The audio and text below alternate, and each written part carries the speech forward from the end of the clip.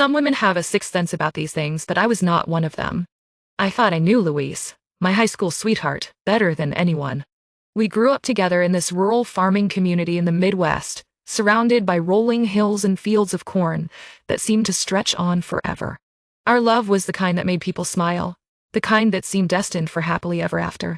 I remember the day we got married like it was yesterday. The sun was shining, the birds were singing, and Luis was beaming with pride as he took my hand in his. I was so in love with him, I thought I would die without him. He was my everything, my best friend, my partner, my soulmate. But looking back, I can see the cracks in our relationship that I ignored. He started taking up new hobbies, golfing, and then suddenly, woodworking. He'd spend hours out in the garage, creating these beautiful pieces of furniture that I would admire, but never really understand.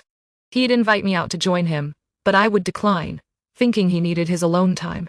I did not think much of it then, but now I realize he was slowly pulling away from me. He started picking fights over nothing. The way I loaded the dishwasher, the way I cooked dinner. He'd get angry, and I would feel like I was walking on eggshells, never knowing what would set him off. And then there were the comments about my appearance, the way I would gain a little weight, the way my hair looked dull. He'd make these offhand remarks, and I would brush them off, thinking he was just joking. But deep down, I knew something was wrong. I just did not know what. It was not until I saw him kiss her goodbye through the window of a coffee shop that my world came crashing down. I was driving by, heading to pick up some groceries, when I saw him standing outside, his arms wrapped around this. I slammed on the brakes, my heart racing like a jackrabbit. Who was she? And why was he kissing her goodbye like they were old lovers? My mind was reeling as I pulled over to the side of the road. I felt like I would been punched in the gut. I did not know what to do, so I just sat there, frozen in shock. As I watched, he turned and saw me staring at him. He froze, his eyes locked on mine. And for a moment, I thought I saw a flash of guilt. Then he smiled, like everything was fine, and waved at me. I did not wave back. I drove home, my heart heavy as a stone. I did not know what was going on, but I knew I had to find out. That's when I remembered the phone. He'd been panicking about leaving his phone unattended the day before, and I would thought nothing of it. But now, I wondered if he'd been worried about me seeing something. I walked into the house, my legs shaking beneath me. I went straight to his office, and I started searching through his phone. That's when I saw her name, Emily. They'd been texting back and forth for months. I felt like I would been hit by a truck. I did not know what to do, so I just sat there, staring at the screen, my mind reeling. As I scrolled through their texts, I saw that she knew details about our relationship that only Luis could have told her. She mentioned the way I liked my coffee, the way I took my steak. It was like she'd been watching us, studying us. I felt a wave of nausea wash over me. I did not know what to do, but I knew I had to confront him. I took a deep breath, and I walked out to the garage, where he was working on one of his woodworking projects. He looked up at me, a smile on his face, and I felt a pang of anger. "Hey, what's wrong?" he asked, his voice innocent.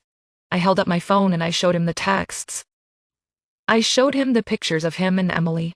He froze, his eyes locked on mine, and for a moment, I thought I saw a flash of guilt. But then he smiled, like everything was fine. "You're just being paranoid," he said, his voice calm. "You're just being dramatic." But I knew what I saw.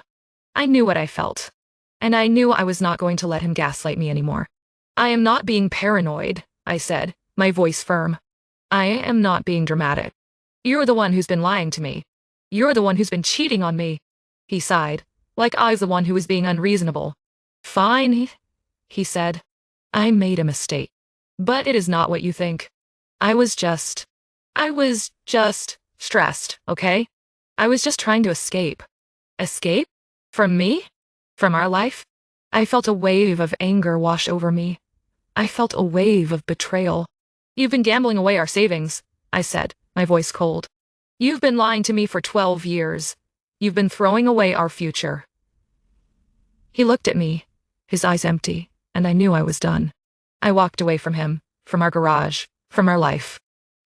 I knew I had a long road ahead of me, but I also knew I was strong enough to face it. As I looked back at him standing there in his garage, I felt a sense of peace wash over me. I felt a sense of freedom. I knew I would never be the same again. But I also knew I would be okay. Because I was finally seeing the truth. That I deserved better than Luis, better than his lies, and his cheating. I deserved better than to be treated like dirt. And I was going to make sure I got it.